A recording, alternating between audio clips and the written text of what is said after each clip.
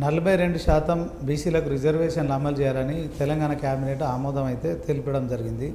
దీంట్లో మరి మీరు అన్నట్టు ఎస్సీ ఎస్టీ మైనార్టీలకు సంబంధించిన అంశంలో కూడా న్యాయం జరిగే పరిస్థితి ఉంటుందా?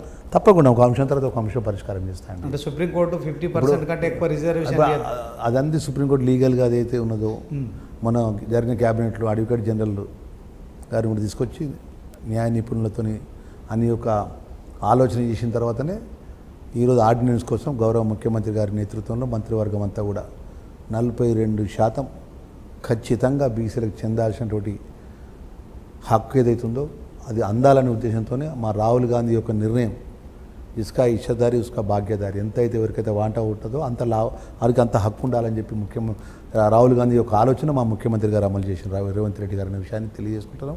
చిత్తశుస్తున్నాం మేమందరం కూడా. ఇవాళ 42% బీసీ కులగన కానీ ఎస్సీ కేటగరైజేషన్ విషయంలో కానీ ఇలా గౌరవ ముఖ్యమంత్రి గారి నేతృత్వంలో కూడా ఈ ప్రభుత్వం ఇచ్చిన మాట కట్టుబడి ఉన్నది. ఓకే, ఇప్పుడు మొత్తానికి తెలంగాణ రాష్ట్రంలో కాంగ్రెస్ ప్రభుత్వం వచ్చిన తర్వాత కంటోన్మెంట్ ఉప ఎన్నికల్లో కాంగ్రెస్ గెలిచింది. రేపు జూబ్లీహిల్స్ ఉప ఎన్నిక కూడా అతి త్వరలో జరగబోతుంది. దీనికి సంబంధించి మరి ఏం చెప్తారు? గెలిచే అవకాశం ఉందంటారు?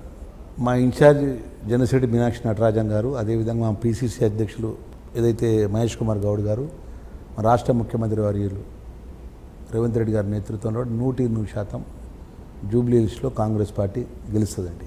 6 గ్యారెంటీలు మీరు అమలు చేస్తలేరు. తెలంగాణ ప్రజల్లో ముఖ్యంగా మహిళలు 2500 రూపాయలు మీరు పెన్షన్ ఇవ్వట్లేదు. మహిళలు తీవ్ర వ్యతిరేకతతో ఉన్నారు. అందుకే మీరు స్థానిక సంస్థల ఎన్నికలు నిర్వహించకుండా పెండింగ్ చేస్తున్నారు.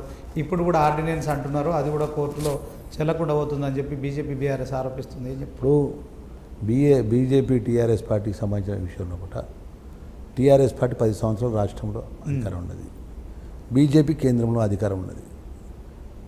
10 సంవత్సరాల అధికారం ఉన్నప్పుడు వాళ్ళు స్థానిక ప్రజాప్రతినిధులు ఎన్నుకోబట్టి స్థానిక సంస్థలను ఏ విధంగా నిర్వీర్యం చేసిండు? సర్పంచులకు డబ్బులు ఇవ్వలేదండి టీఆర్ఎస్ పార్టీ ప్రభుత్వం అధికారంలో ఉండి.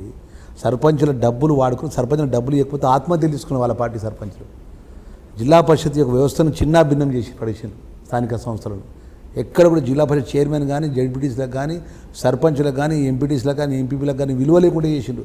ఓన్లీ ప్రతి నియోజకవర్గంలో టీఆర్ఎస్ పార్టీలో ఎమ్మెల్యేలే రాజులు. వాళ్ళు చెప్పిందే వేదం.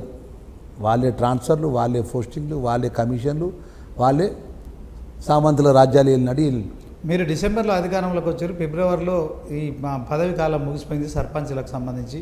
మీరు ఎన్నికలు నిర్వహించాల్సి ఉండే, కానీ 18 నెలలుగా మీరు ఎన్నికలు నిర్వహించట్లేదు. కేంద్రం నుంచి వచ్చే నిధులు ఆగిపోయినాయని చెప్పి కోర్టు కూడా మరి ఎలక్షన్ కమిషన్ను అలాగే గవర్నమెంట్ను ప్రశ్నిస్తోంది.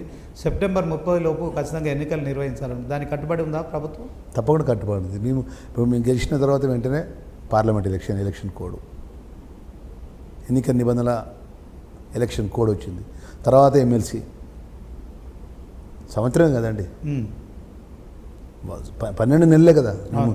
మేము ప్రశాంతంగా ఎలాంటి కోడ్ లేకుండా ఎలాంటి ఒక ఆంక్షలు లేకుండా పరిపాలించింది గౌరవ ముఖ్యమంత్రి గారి నేతృత్వంలో సంవత్సర కాలమే కదా. సంవత్సర కాలంలో కూడా మేము ఎన్నికలకు పోయడానికి సిద్ధంగా ఉండి రేపు జడ్జి మాకున్నటువంటి ఏదైతే 42% ప్రజలకు ఇచ్చిన మాట కులగణన బీసీ కులగణన అమలు చేసే విధంగా ఇలా క్యాబినెట్లో ఆర్డినెన్స్ తీసుకొచ్చి ఆర్డినెన్స్ కోసం చర్చ జరిగి దాన్ని ఇప్పుడు ఆర్డినెన్స్ కోసం ఏ విధంగా దాన్ని తీసుకురావాలని ఆలోచన పరంగా ఇలా ముఖ్యమంత్రి నేతృత్వం ముందు కూడా 100% స్థానిక ఎన్నికల లోపల ప్రభుత్వం పోయటానికి సిద్ధంగా ఉన్నది. స్థానిక ఎన్నికల లోపల 100% కాంగ్రెస్ పార్టీ విజయ పతాకం ఎగురవేస్తుందనే విషయాన్ని మీ ద్వారా తెలియజేస్తుంది.